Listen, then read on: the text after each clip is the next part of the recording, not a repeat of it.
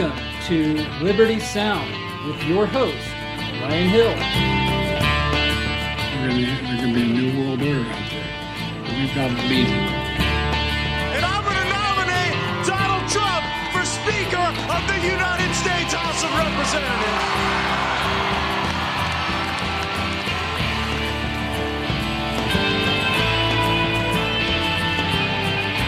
My interaction with King Charles has been around the Sustainable Markets Initiative, and that's an initiative that King Charles and I co-chair the last 3 or 4 years. What we have to do is flatten the curve and avoid the peak demands. It is Liberty Sound, and I'm coming to you from my ever-increasing, ever-expanding studio of excellence. And I am your host, Ryan Hill. I don't know how I made it here today, but I passed all the technical checks and I'm on the air. It looks like anyways. So glad to be here. There are primaries going on today. It's the last round of primaries across the nation before the November elections, which we are all anticipating coming up. 2 months, less than 2 months now, a month and a half. And get ready for a lot of campaign ads between now and then. All I know is this time of year, every election year, even in the primaries, sometimes if there's a lot going on, that every station, it doesn't matter if it's music, talk, whatever, you're going to have political ads, TV, everything, YouTube, all that stuff. It's everywhere now. So I've seen all kinds of ads, but we're not going to play any of those or talk about them today.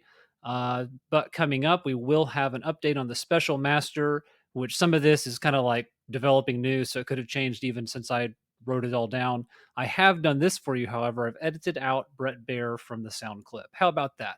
Okay, no offense to him, but I know some people wouldn't really want to hear his questions. So I'll ask the questions around here and then we'll play the answers. So God rest the queen. Is that what you say? God rest the queen after she has passed. I'm one of those people who has actually thought that she already passed ahead of time, at least a few months ago, maybe even longer. I don't know. We covered the hologram display on the show earlier this year. And, when you have to be presented as a hologram, are you really still alive anyways? But no offense, anything there. I mean, I'm kind of following the events that have gone on, but I've been too busy to watch the live proceedings and all that. I'd be interested just because this has never happened before in my lifetime with England changing royalty throne seats and all that stuff. I don't know how it all works, but I'm kind of interested, but I'm more interested in just getting through my own life. So we'll get around to it when I can. I did get a chance this last weekend, which is kind of fun. It's finally started to cool off a little bit here. It was still pretty hot on the Saturday, but I went to a junk fest here in Oklahoma where people sell their junk, or at least their polished junk and sometimes their crafts and other things. It was like practice for the state fair, which isn't it starting now or it's about to start? I don't know. I've been too busy. Busy in some ways. I'm trying to find some ways to secure income streams, and you've got to put a priority on that. We are going to talk about career advice today, later on in the show. Hope you'll stick around for that. Or if not, come back and check the recording and listen to it. But I won't tell you when it's going to be, so you're going to have to listen just to find out. Some of the things I'm working on besides the garden, and I have some websites, which I also talk about my own site when it's relevant on here in this show, and other content that I work on. I've got some freelancing that I am looking at doing. I don't know if anybody's checked out this Upwork or similar. Fiverr is another similar website you can go and list your services on. Or you can look for people who need services but aren't necessarily looking to hire a full-time staff. So it maybe works similar to what you would do working in a 9-to-5 office job.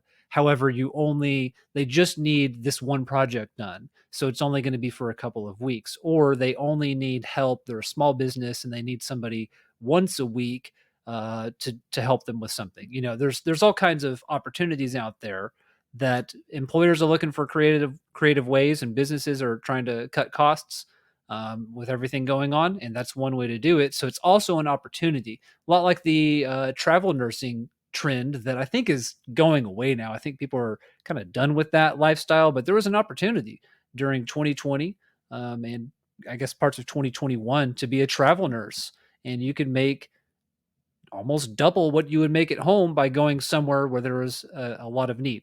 And hey, you got to follow these opportunities. That's where the money's at. And you need some money to live, right? I'm not looking to go, steal all kinds of crazy money for doing nothing of particular value, but I want to add value and be paid for it, just like an electrician or a plumber. They do a service, and you write them a check, and you say thank you. That's the kind of thing we're looking for. So, and the show news, looking for, I'm thinking about going on a pre recorded format, or at least trying it. Maybe do a week where I just record it ahead of time, get all the content edited to the way that I want it to be, and then release it and see how that goes. But honestly, that seems like almost more effort than it is the way that I do it now. And today I was trying yet another way to patch through audio. I got it to work. I was really excited. Won't spend a lot of time talking about it now, but because I'm not using that method. But maybe next week we'll see. It's going to have a trade off if I do it the way that I had set up earlier. It's like going analog and old school. And as a result, I would lose the ability to mute myself during sound bites. A lot of times, what I'll do is when I play a sound clip, I will hit the mute and I'll cough or take a drink of water real quick. And I wouldn't be able to do that this other way. So I don't know. We'll see. I would prefer, I think, ultimately to do that through a software method on the computer that's running everything, as opposed to the external sound equipment. It just seems like that's a smarter way to do it. But hey, part of the advice that will be given later on today is that it's better to be done than to get something done perfectly. Hey, it's better to enter the Indy 500 and race and not win it, as opposed to never even be in that race in your entire life, right? So you got to approach life like that as well. You also have to choose what you focus on, and that's part of what makes, I want to get everything done. I want it all done right now, but you have to do it a little bit at a time. So the thing I'm teasing for later is a former Google and Facebook tech engineer who has left that industry and has done all kinds of other things and says that he's a millionaire. And from the sound of things and from the list of income streams, of things that he's programmed stuff, created it, and it's off making money for him. It's like he's doing something right. So we'll get something out of that later. It's also going to tie in nicely with the Twitter whistleblower hearing that's going on today, and I've got some sound bites from that from the whistleblower himself. But before we go any further, let me remind you where you can find this show. I am broadcasting or podcasting or live streaming casting on Podbean, and it will be on Podbean as soon as the show is over and I get to publish it, as well as Apple Podcast, Spotify, TuneIn Radio, and then Rumble and YouTube when the video is up. And that may take me a little bit later tonight.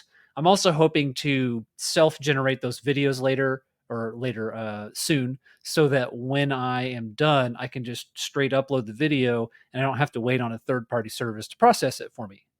All ways to increase efficiency. Show notes will be in the show notes on the description of the show on whichever platform you're listening on. And you can follow me. I'm Foa Ryan, Foaryan, on Truth Social. I am on Twitter. I don't really post on Twitter anymore, except like this show and just to keep the account active sometimes. And then I'm on Gab, Foa Ryan as well. And then Telegram as Foa Universe. Excuse me. Well, I cough without being able to edit that out. So you get to hear the cough in the recording now. Let's get into some headlines for this week, and you'll see where we're headed here shortly. I played a couple things at the beginning. We're going to listen to a little bit more now of the Bank of America president, who is part of some Karl Marx initiative. That's really weird. And he's talking about the king too. Let's listen real quick, and then I've got a comment. My interaction with King Charles has been around the Sustainable Markets Initiative, and that's an initiative that King Charles and I co-chair when he was Prince Charles for the last 3 or 4 years, which brings together private sector CEOs to drive the common ground and how we can help accelerate the transition to the new fuel economy. So oil companies, airline companies, cement makers, hydrogen companies, everything in there, basically CEOs working together, and he has an incredible power to convene, and I hope he can continue to help us convene. Oh, well, as long as it's the Sustainable Marks Initiative, I guess there's nothing to worry about. It's not like that unsustainable Karl Marx philosophy that's resulted in the death of millions of people and starvation and crises all over Europe and Russia and the USSR. It's still like that's the kind of Marxism he's talking about here. And did you notice that he even suggested that, oh, we've got representation from oil companies, concrete companies, hydrogen companies, probably not any company that you own or any company that you are a part of, unless you work for a hydrogen fuel cell company. I don't even know what those companies are. Do they manufacture the hydrogen? What is he talking about? But he's saying, he's giving an example of the cross industry representation in this sustainability initiative or whatever it is. It's basically just another coat of paint on the Great Reset. That's what all of these things are. That's what the Black Lives Matter escalation was in 2020. If you looked closely at the details of the Black Lives Matter website, their goal was to institute and implement Marxism pretty much everywhere. I don't know if it was dedicated specifically to the U.S., but obviously at that time, that's what we were dealing with. And or I suppose that's only something that's in the U.S. I don't think there's a Europe Black Lives Matter because they have it's a different world over there. And by the way, if you want to talk about real racism, I think that we could go toe to toe with our European brothers and sisters and some of their attitudes that are, nationalistic and all the rest of that stuff. But hey, maybe for another time. So Bank of America executive or president wants to work with Prince, now King Charles, and hopes that King Charles will, for years to come, continue to help him and them advance their World Economic Forum agendas through whichever means that they can. Hey, speaking of the World Economic Forum and the Great Reset and all of this stuff that's going on, did you know that the new inflation numbers are out? That's right. August numbers year over year is shown to be at 8.3%, and wasn't it 8.1 last month and over 9% the month before. So we're kind of just hovering right around that, 7, 8, 9% inflation range. And it's not transitory. It's not going away. I mean, hopefully someday it's going to go away, but and we could also talk about, if I could have some certain economists on here to talk about deflation and why we actually need periods of deflation when there's so much inflation.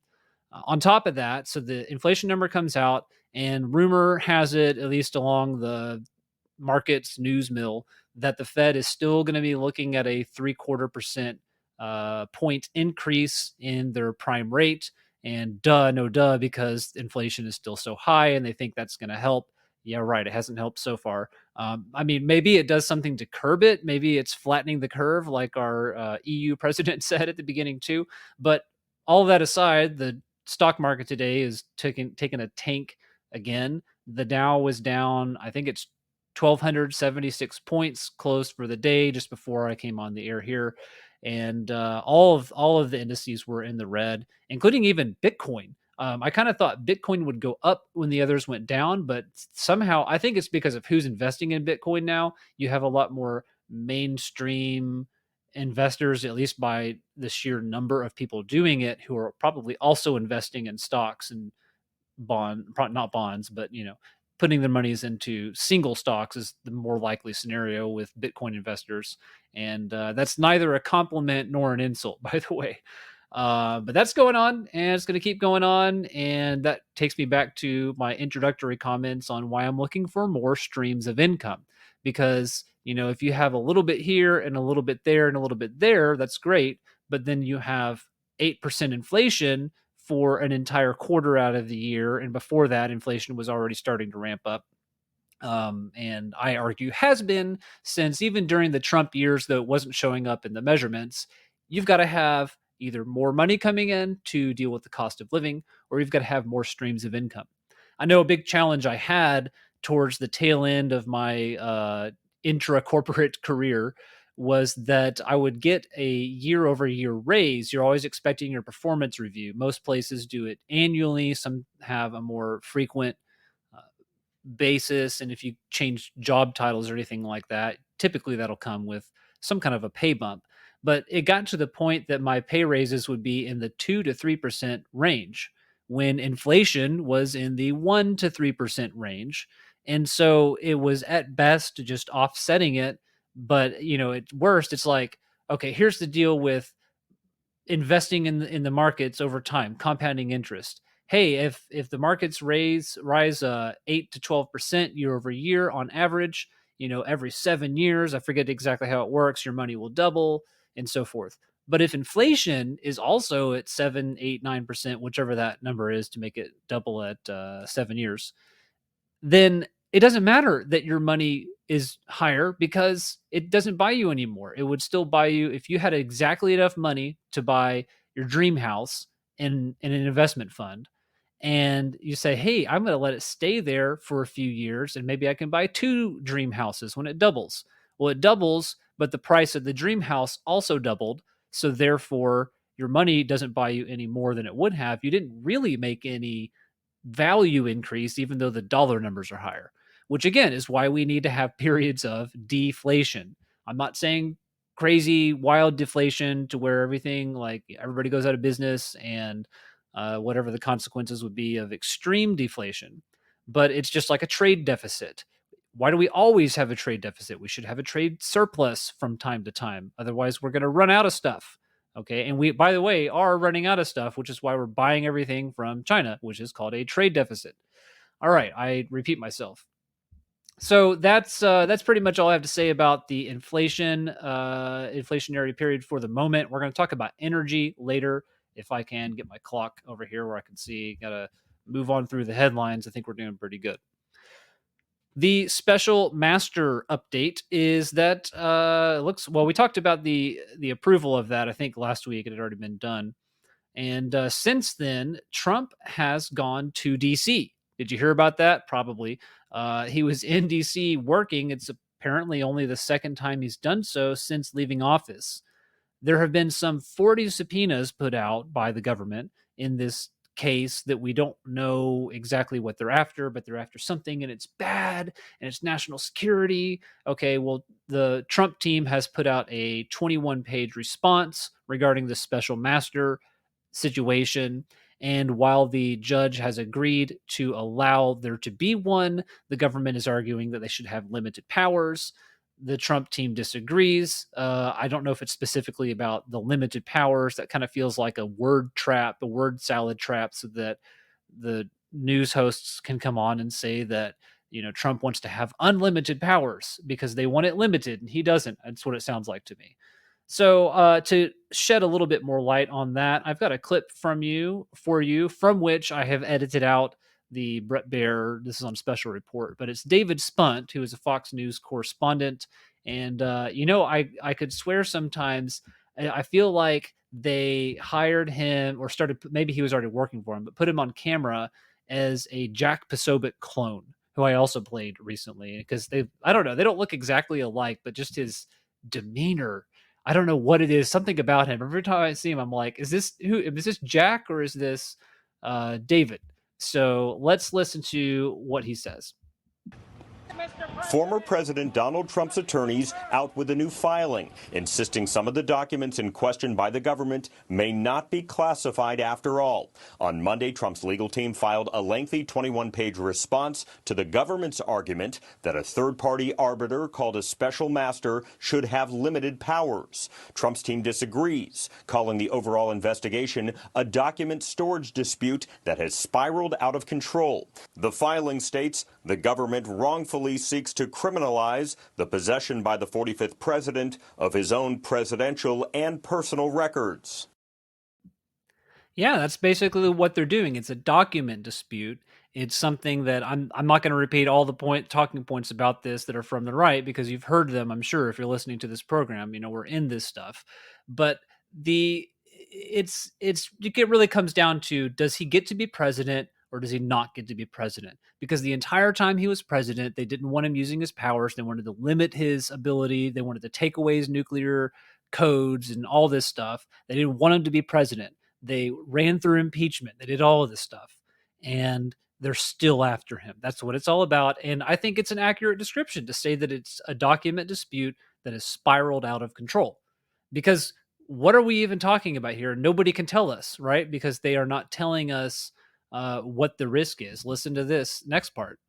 Federal prosecutors want District Judge Eileen Cannon to reconsider her ruling from last week, telling investigators to temporarily stop examining more than 100 classified government documents seized from Mar-a-Lago until a special master reviews them first. They wrote that Cannon's order could impede efforts to identify the existence of any additional classified records that are not being properly stored. They argue Cannon's order poses a potential for ongoing risk to national security. Can you say fishing expedition with me? Let's say it all together. Fishing expedition.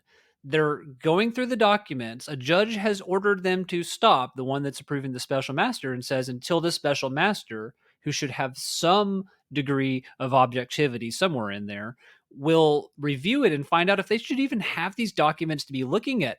You know, we know they went through Melania Trump stuff. Do they have some, private pictures and some things that would be very embarrassing if they got out, perhaps, that maybe was intended to be private and only kept between the two of them, and that's why it was in their closet? I don't know. I just thought of that off the top of my head, but they are looking for additional materials that may or may not be an ongoing risk to national security. Well, how can they be an ongoing risk to national security if Trump isn't even in possession of them anymore? I don't understand that part. I don't think we're supposed to understand it. You're just supposed to accept it and just take them at their word and say, please, government, give us some more government. So the government, I noticed in this case, is appealing to a higher court because they don't like the judge's decision. Oh, okay, so that's fine when the Biden administration and the Biden DOJ and the, politicized FBI wants to appeal to a higher judge. But if you recall, Trump has done that throughout every stage of the witch hunt against him, whichever flavor you want. You want the Ukraine witch hunt, the Russia witch hunt, or whichever. He has always tried to appeal through the legal process and say, either through a judge or through a lawsuit or through some means that is legal and ordinary and part of what you do in these situations to litigate them. He gets berated. He's always told, oh, he's trying to upend justice and he won't follow the rule of law because he's trying to use the rule of law. It's just unbelievable. Oh my goodness. I'm going to have to play it. I'm going to play it. I wasn't going to play it. Oh, maybe I can't play it. I may have taken it out of my... oh, here it is. Oh, it drives me nuts. Yes, Mr. O'Reilly. It drives me nuts, the things that they do.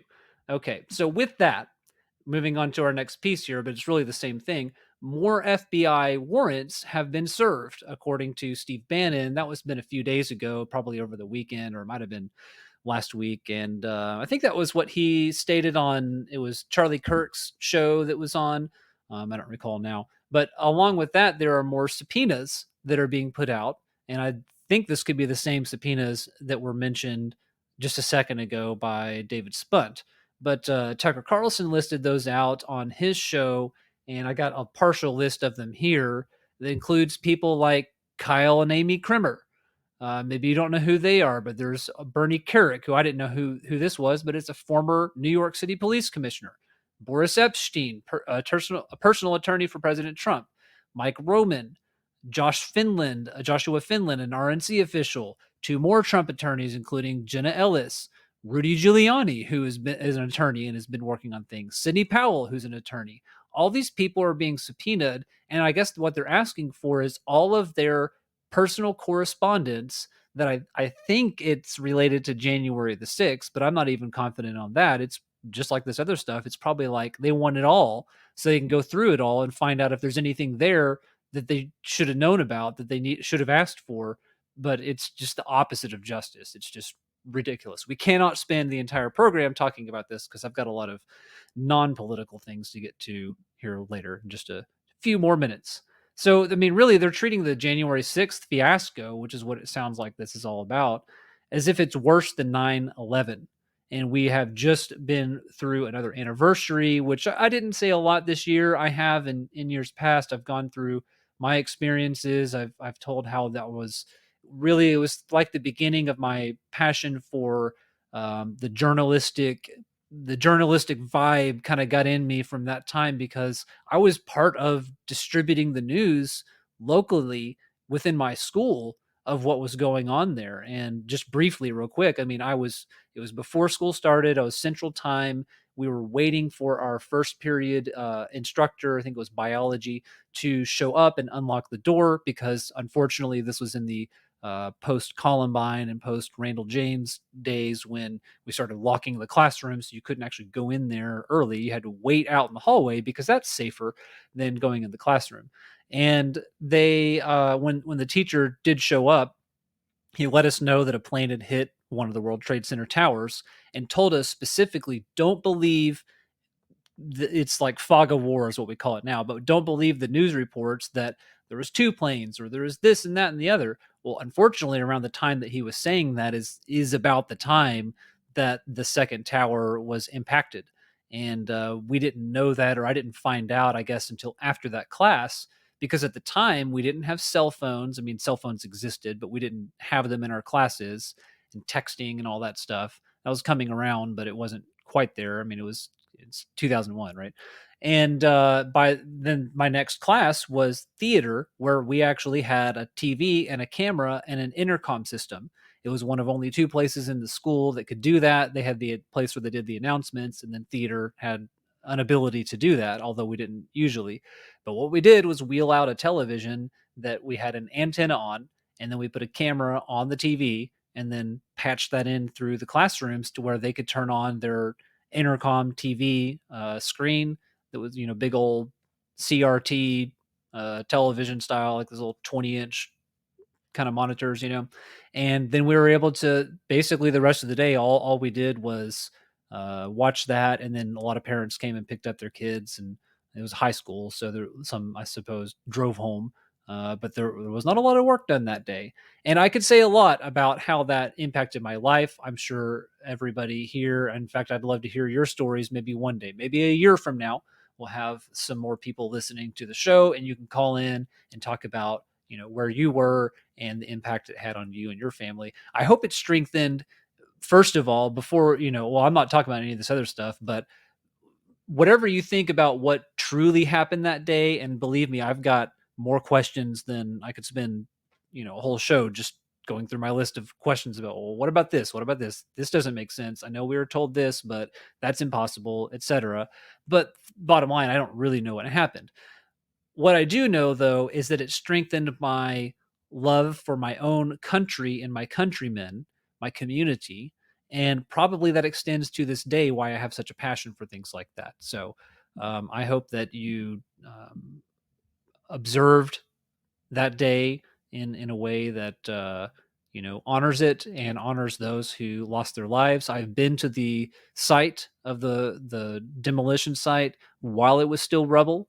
I've been there again now with the memorial in place. Unfortunately, it's a satanic symbology memorial, which is just disgusting. But hey, they didn't ask me what kind of memorial I wanted. At least they didn't put a mosque there, or did they? I don't remember if they ended up building it.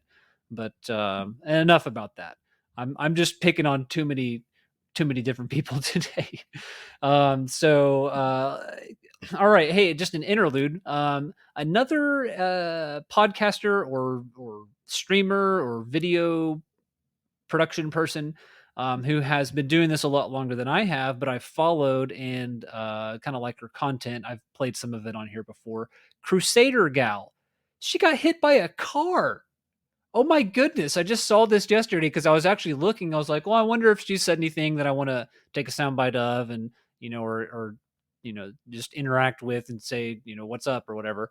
But I go on there, and like, she hasn't been posting a whole lot. And it turns out, yeah, she's broken her arm pretty badly. Like, the bone was separated, and it was like, I saw the x-ray that she posted, and they apparently got it set back into place. And there's a picture of her with the cast on, looking like she's okay. So I'm sure that's a lot of pain to deal with. I've never been hit by a car in such a fashion. And I did have a friend in middle school and high school, though, who his brother ran over him in his Jeep with like big tires, and he was in a wheelchair for oh my goodness, I shouldn't laugh at this, but it was kind of like, it was just because of where and how the break occurred that he had to be in a wheelchair. He wasn't really like it wasn't. It was in their driveway. They weren't even. Anyways, I shouldn't be laughing about any of this stuff. So I hope Crusader Gal gets better. She check out her content too. I couldn't tell you exactly where, other than Gab TV, I think is where it's on, and probably Rumble. So look that up. It's all one word, I believe. And yeah, so get better soon. Okay, so what's coming up ahead here? A few more headlines. There is this is going to impact the winter energy crisis, which I'll talk about at the end or close to the end. But right now, we already have a looming series of strikes that may be coming upon us. One involves the railroad, and then the other two involve shipping services, FedEx and UPS. So just in time for the holidays. Well, so there's this guy named Patton. I think it's his last name, and he's formed a trade association for FedEx ISPs, which is what they call their contract delivery services, or independent service providers, I think is what they called. Not to be confused with ISP, internet service provider, which was a very popular 90s version of Bitcoin investments. And there's all these ISPs popping up everywhere. There are still a few of the tiny ones hanging around in some rural areas, but they've just about been regulated out of existence, or out competed, or out monopolized, I suppose, is how you want to look at it. Because it's, who do you go to for internet service now? Well, it's Cox, or it's Comcast, or it's AT&T. And now some of the, like Verizon is trying to put in all wireless to your home service with 5G. I mean, that's really one of the reasons why they are building this network. Is it's not because there wasn't enough speed to support cell phones and watching movies on your cell phone. You could already do that with 4G, but 5G means they get to like quintuple the number of towers that they have, and they can serve more people, more content all the time. That's really what the tech impetus behind 5G is. But there's a lot of there's national security implications to it, which Trump brought up when he was in office and tried to prevent Huawei from developing their network here, which I would still agree with. But you know how things are these days. So yeah, these strikes are coming up, and let's read a little bit of this first from Zero Hedge on the railroad strike. This is from, oh, come on, computer. All right. Must have too many tabs open. I'll have to close them after this show. By Tyler Durden, title here, U.S. railroads enact contingency plans and are preparing for a labor strike as union talks fail. Railroads and labor unions worked through the weekend to make a deal. There were little signs of progress, and rail companies are now taking steps yesterday, to secure shipments of hazardous and security-sensitive materials in the light of the possibility of a rail labor strike.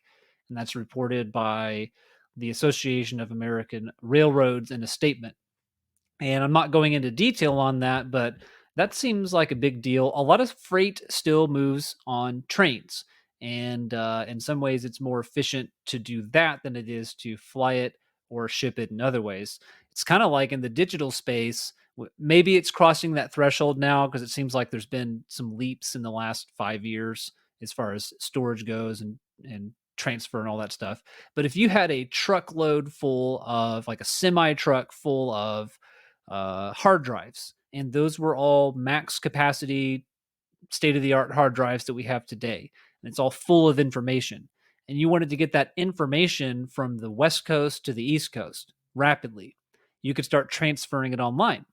But it would actually be quicker to ship the truck and have it drive to the East Coast than it would to electronically transfer that information, simply because the amount of data and the amount of speed it would require, or throughput or bandwidth, in order to make that data transfer, it would just be so enormous. It would take up the entire backbone of the internet, and there just isn't the capacity out there. That's why you can have a super fast internet service that says, I'll get you 100 megs down per second, and then you only get 10 megs down per second. Okay, well, that could be not because there's anything wrong with your service, but the service on the other end, or the links in between, can't support that high of a speed. So you're limited by the slowest link in the chain. So, anyways, I don't know why we're talking about that. We're talking about railroads. I was talking about shipping hard drives across the country, but we're going to talk some more tech. That's why it's on my mind. Next is FedEx and UPS, apparently, but we're going to talk about FedEx. So here's where this Patton guy I was talking about, Spencer Patton. Okay, the headline here, this is from truckinginfo.com, and it's on their blog. This is from, it's about a week ago, September the 6th. FedEx ground contractor dispute, what now? And here's how it starts off. He walked out onto stage to thunderous applause, and through a cloud of smoke that hadn't yet cleared from the Jabberwockies. Yes, that's the name of a dance performance group that is in Las Vegas. From the Jabberwockies dance performance moments earlier. It was, I actually thought that was like a ADD moment here. Sorry. I thought that was like Polish at first, or like, Czechoslovakian word, like Japawaske, or I didn't know what it was, but I looked him up, and I guess they play in basketball games a lot, and other than their Vegas show, and they're a hip hop group that has I don't know how many people are involved in it, but they do like dances to music, and it's coordinated and all that stuff. So, anyways, go check them out in your free time sometime. So, continuing, it was a Tony Robbins moment. Indeed, Spencer Patton is the Tony Robbins of FedEx ground ISPs, those providers I was talking about. Patton had a message for the 4,000 attendees of the Root Consultant Contractor Expo and Party. Gonna have that party, his party in Las Vegas on August the 20th and 21st. As the largest FedEx ground ISPs or independent service providers, he bleeds FedEx purple, which I guess that's what they say in the FedEx world. And the success of FedEx corporate and that of ISPs are inextricably tied together. But inflation and the strain on the supply chain have driven up the cost to a point that the majority of the 6,000 ISPs are no longer operating at a profit, and that the ISP network is at a risk of collapse, which, interjecting here again, that would be a big deal if that's their primary form of making deliveries.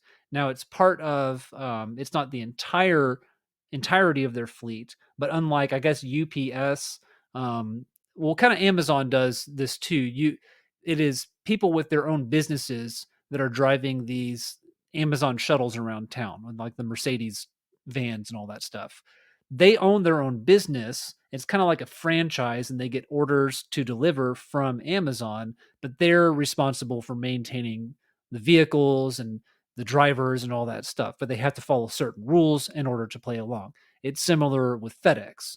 It's also similar with, I said Cox Communications earlier. They also install with contractors. It's a very common thing to do. It's just a way to manage risk, cost, and complexity as a corporation. So there's some 6,000 of them, and they're no longer operating at a profit. Well, why is that? So the article continues. As those ISPs are under contract with FedEx Corporate, they're beholden to FedEx's contracted rates to deliver the packages. And those rates, according to Patton and ISPs that he spoke to, the article writer spoke to at the event, they've not kept up with inflation. Well, what could be done? Patton had a plan. While Patton was on stage, the digital screen behind him lit up with Purple Friday. Patton said on November 25th, Black Friday, that the operational strains of peak season will force him and likely many more ISPs to shut down and stop delivering packages. And he says here in his conclusion of his intro to the article, this could all be avoided if FedEx Ground came to the negotiating table. So we're setting up for a situation, and there's UPS. We could talk about that too, but I don't have enough time. As Purple Friday comes, okay, it's a lot of times strikes and negotiations have to do with people wanting to be paid more or to get certain conditions met because they want a better work lifestyle, or they want to just be able to increase their own lifestyle through having better pay. But in this case, you actually have businesses that are independent tax IRS entities, businesses that are running, some 6,000 of them, that are no longer making a profit. Yet it's not a parent company, but the umbrella that is over them, that is responsible for the reason they have orders to deliver, is not willing to work with them so that they can make a profit. Well, are you going to continue working at a loss? Maybe for a month, maybe when a hurricane or a pandemic comes through and you have to change things around for a little bit, but you can't operate at a loss for years on end. And you certainly can't take the busiest day of the year or the busiest season of the year and watch your losses get worse while you're doing more work. It just doesn't make any sense. They'll go out of business or they'll just have to shut down operations. They'll have to find somebody else to deliver for. Have to change things up. So, I mean, this doesn't sound like it doesn't sound like they're just arguing over nice to haves. You know what I mean? So I don't know. I mean, it's part of me supposes here that FedEx is going to negotiate. They're just going to wait as long as they can. They are a corporation after all. They're just trying to protect themselves and protect their own jobs and their own bottom lines and all that stuff because FedEx doesn't want to operate a loss either. What this is really going to amount to is our prices are going to continue to rise, just like we saw the inflation numbers today and this week for the month of August. It's going to keep going up. And yes, you may have some months where it's like 4% instead of 8%. It'd be nice if it was like 0% or a deflation, as I mentioned. But it's the long term, the medium term of it 6 months and a year from now is more inflation and more strain on the supply chain. So watch out for that. Okay, a couple more items here before we get into a couple of topics that I think you will enjoy very much. And the Oz debate. So Dr. Oz, who I have said on Truth Social that I like, okay, I think he's doing a pretty good job. He gets so much criticism for not being a perfect campaigner. The guy was on TV, okay? He was a doctor on TV. All right. It's like talking about Fraser Crane over here, and you want to know why he's not doesn't know all the ins and the outs of the government. I mean, that's not been his job. Okay. It wasn't Trump's job either, but I've always argued that in the course of becoming proficient at something or mastering something, whether that is a trade, whether that is, in some ways, being a doctor is a trade, but it also involves a ton of education. You've gone through a mastery process to where at some point you're competent in your area of expertise. You've also learned a lot about life in the process. And that is what gives you the value going into government. That's why you don't have to be a lawyer to run for Congress or for the Senate. Probably some lawyers should be in there, but we don't need to have the majority of them be lawyers. It'd be nice to have more doctors, like Dr. Tom Coburn, who used to serve in Oklahoma, the late Dr. Tom Coburn, and then Rand Paul and his father, Ron Paul, have both been doctors. One's an optometrist, and the other one, I think, Ron Paul did he do OBGYN or something like that? I think he's delivered thousands of babies in his lifetime, and that may just be something they do extra on top of their ordinary work. They may do it pro bono. I don't know. Anyways, what I'm saying is it's nice to have people with different perspectives in different areas of expertise. And wouldn't you say that we're having a lot of health challenges in this country too? I think it would be a good thing to get a good doctor in there, especially when you look at the alternative choices. As the great Dan Bongino says, life is a series of diminishing choices or alternatives or something. I'll have to go find exactly what he says. I'm sure he'll say it on his next program. But life is not about getting the perfect option and just sitting around and waiting until it happens. No, life is about you get up today. It's like I'm talking about income. I'm not going to sit around and wait for the perfect opportunity. I might go broke. I might go bankrupt if I sit around waiting for that. But you have to take opportunities as they arise. And for some people, I mean, I always say, I don't tell anybody to go vote for somebody that's going to make you sick or you won't be able to sleep at night, or you just think they're terrible and they don't deserve the vote. That's fine. Vote how you can stomach it, but at least vote. At least go and vote for one of the options. I mean, if you're going to vote third party and it's throwing away the vote, but you don't like either one of them, well, that's fine. But that's better than not voting at all and leaving all the other items off the ballot where people are going to vote and they are going to get somebody in that they want, and then that's going to have consequences. So I don't know. Sometimes it's a fine line between, if you keep electing rhinos, okay, well, that's just as bad, right? But if it's a rhino versus Karl Marx, Well, I mean, I'm going to have to make a judgment call at that time. Some people can't do it. I'm not telling you how to vote. I'm just saying. And another headline for you here, jumping topics.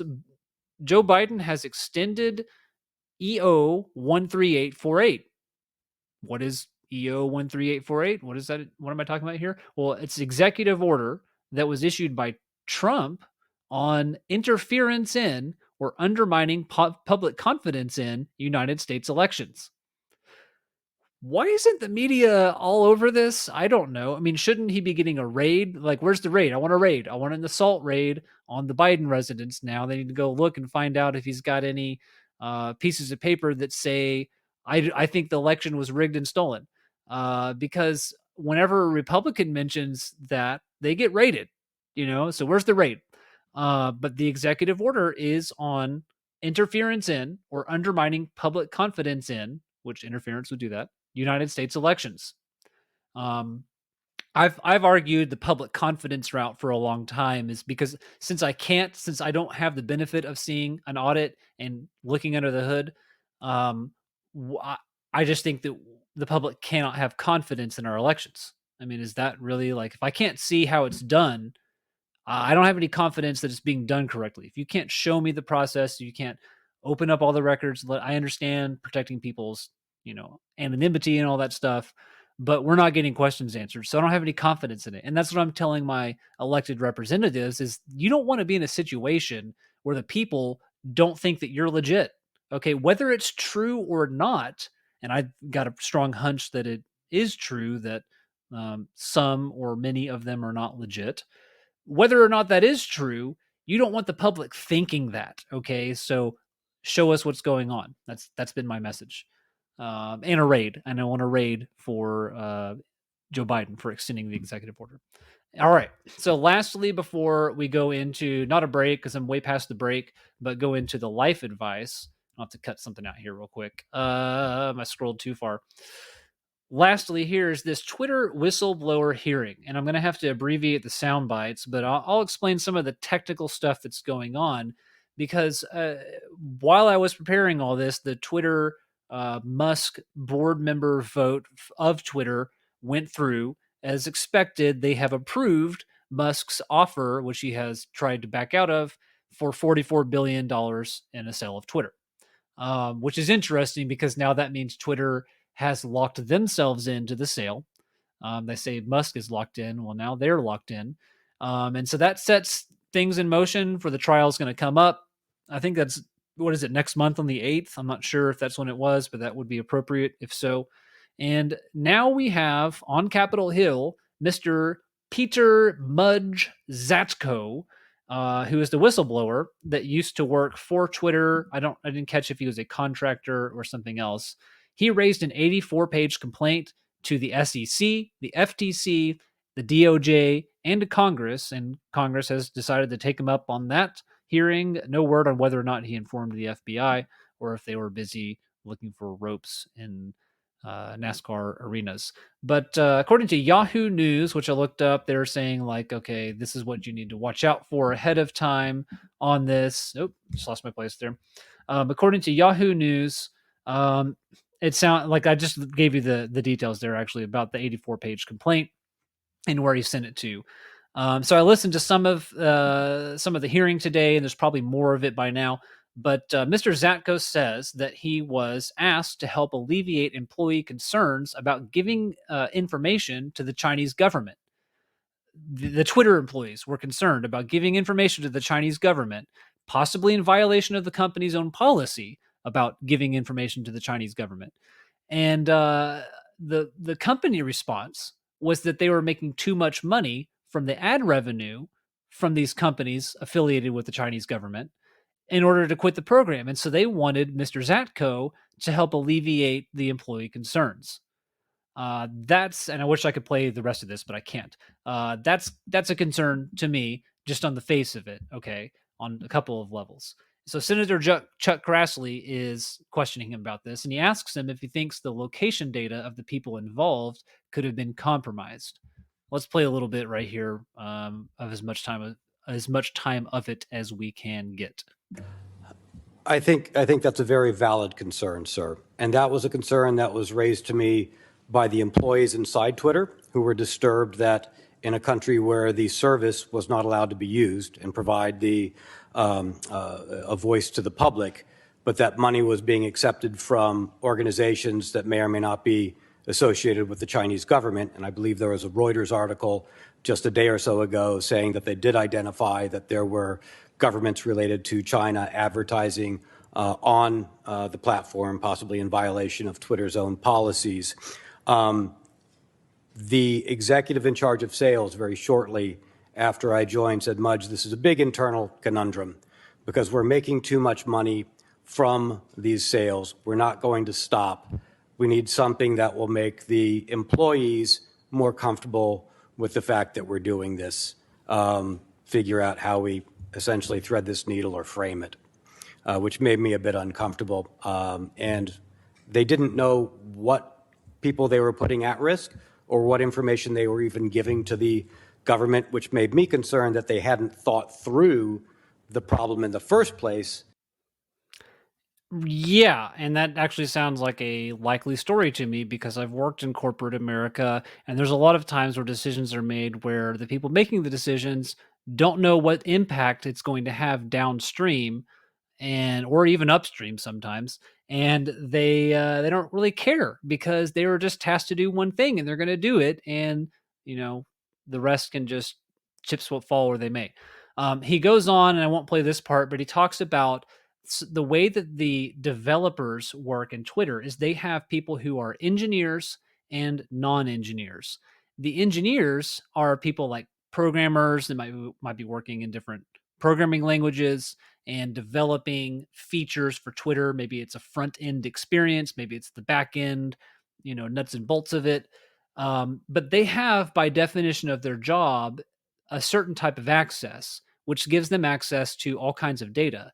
And on top of that, something that's a little bit uncommon, although not necessarily unheard of, but it's not the norm, is Twitter doesn't have, I didn't know this, they don't have a development environment, meaning like normally what you do is you make an exact copy of your production and then you sandbox it or you siphon it off into a different area where it's all running just the same and you can go test things. You can say, well, what if we try this update to the code? Is it going to break things? And you can go find out before you actually break things.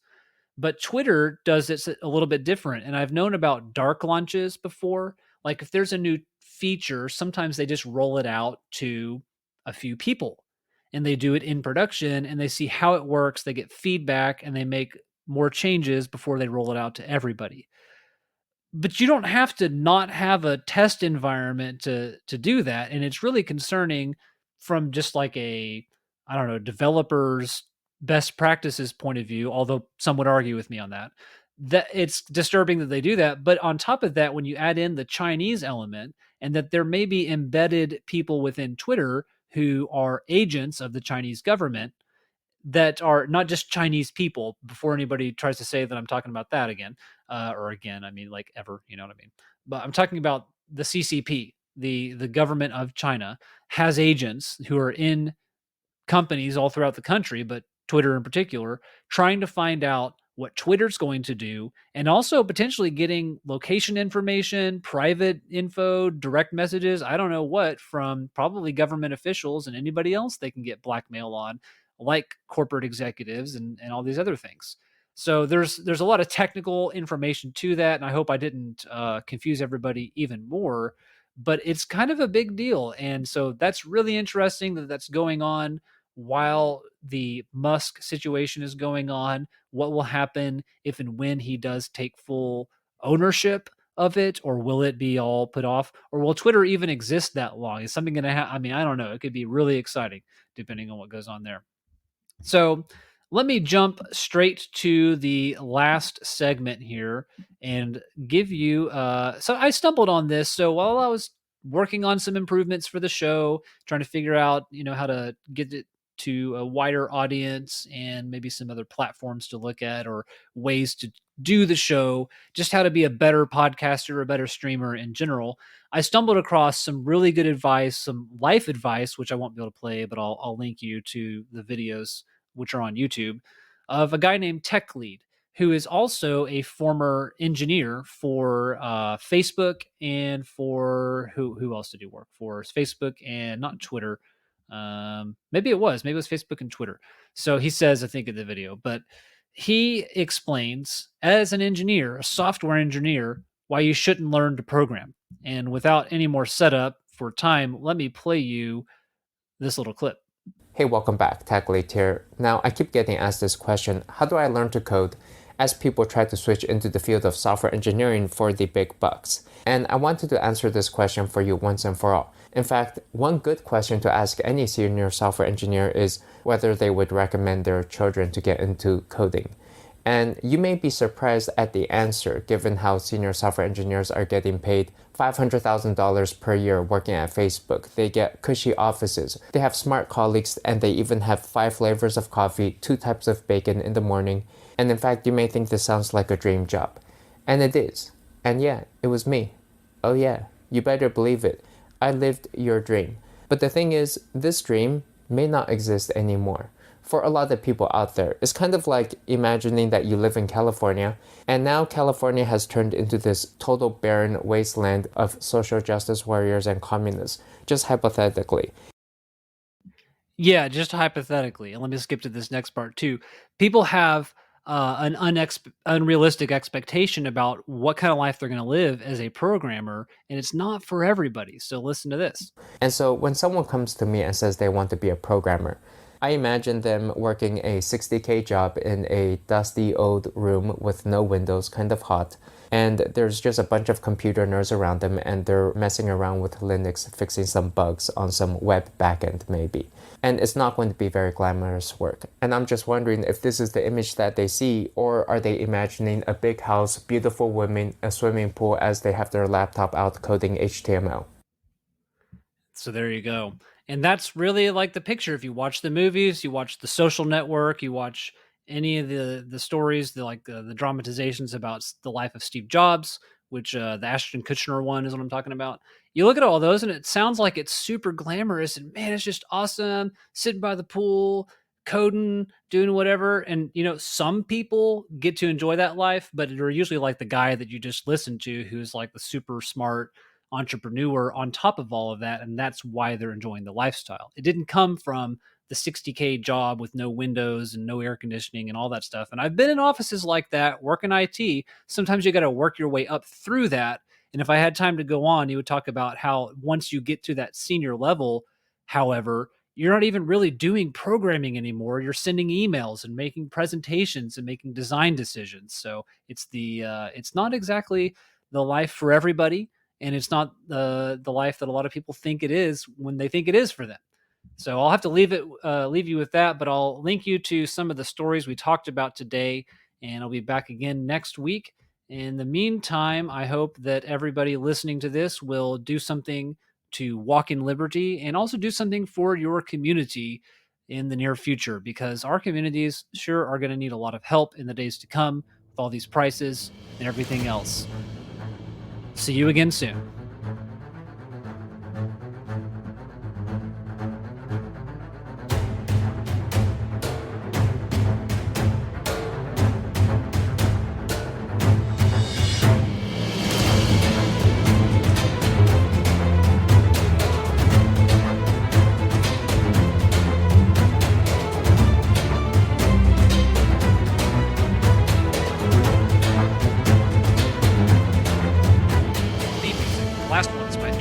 Outro music, Chase by Alexander Nakarada. Royalty-free music used under Creative Commons License 3.0 and 4.0 International, creativecommons.org. The Liberty Sound podcast is produced in Oklahoma City, Oklahoma. Copyright 2022, Ryan Hill and Liberty Sound. All rights reserved.